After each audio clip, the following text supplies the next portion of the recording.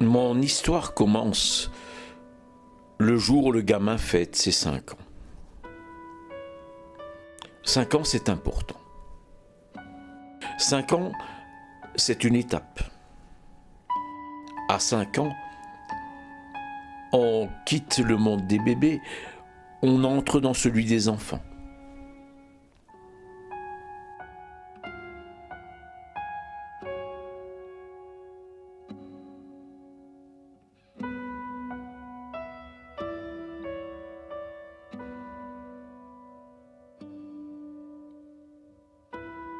Et le père qui est armateur, est conscient de l'importance de cet événement. Alors il dit à son fils, pour tes 5 ans, je vais t'emmener faire un tour sur un de mes bateaux. Et il monte sur le pont.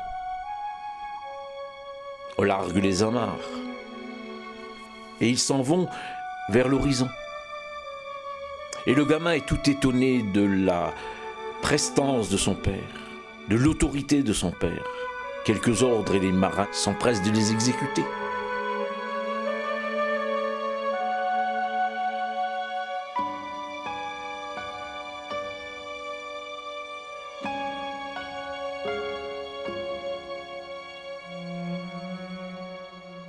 Il vogue vers l'horizon quand soudain le gamin tend son doigt. Papa, regarde le gros poisson! Le père regarde et ne voit rien. Merci, c'est un monstre, il a une vilaine gueule! Le père regarde, il se fait apporter une paire de jumelles et ne voit rien. Oh, que peut-être les marins ne sont pas des gens comme les autres. Peut-être parce qu'ils passent leur vie entre deux infinis.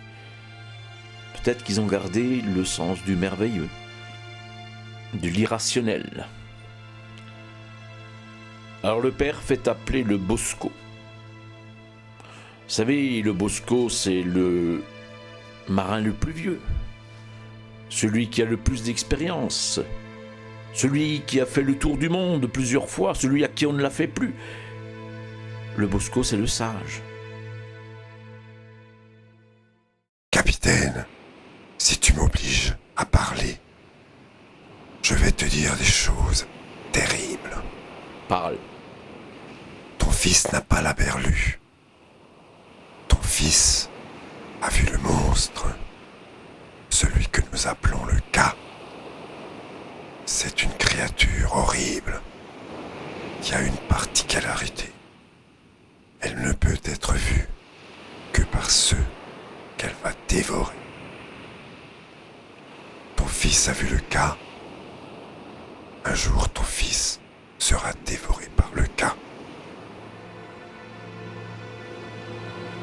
Alors le père prend peur. Il envoie son fils en Suisse, loin de toute mer.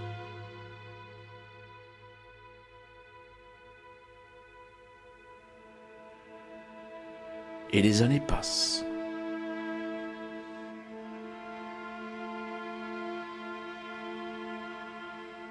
Les années passent.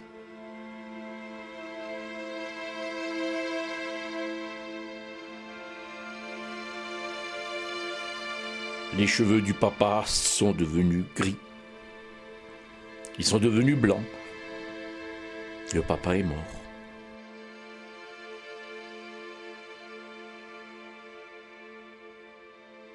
Et le gamin revient dans son village natal.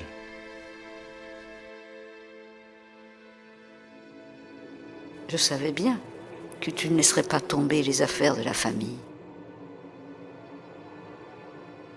Mais chaque fois qu'il est sur un bateau, là-bas, à l'horizon, il y a le cas qui montre sa vilaine gueule et qui semble lui dire « Je ne suis pas pressé. Je t'attends. Ton tour viendra. »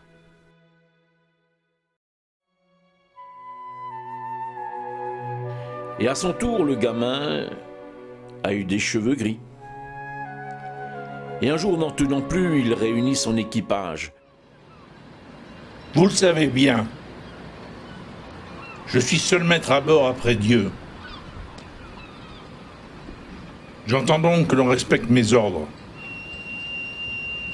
Vous allez mettre un canot à la mer, je vais m'expliquer avec ce monstre. Et le voilà parti à la rame. Le voilà parti vers l'horizon. Oh, les choses se passent très vite. Rapidement, le gars montre sa gueule à côté du canot. Et le vieillard, sachant les choses inéluctables, tend une main tremblante. Voilà, ça fait 50 ans que je te cours après. Ça fait 50 ans que Neptune, le dieu de la mer, m'a chargé de te remettre un présent. Et il dépose dans la main tremblante une poignée de diamants.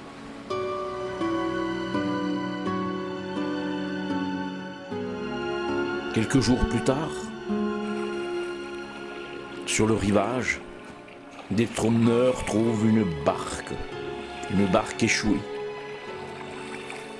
Dans cette barque, il y a un vieillard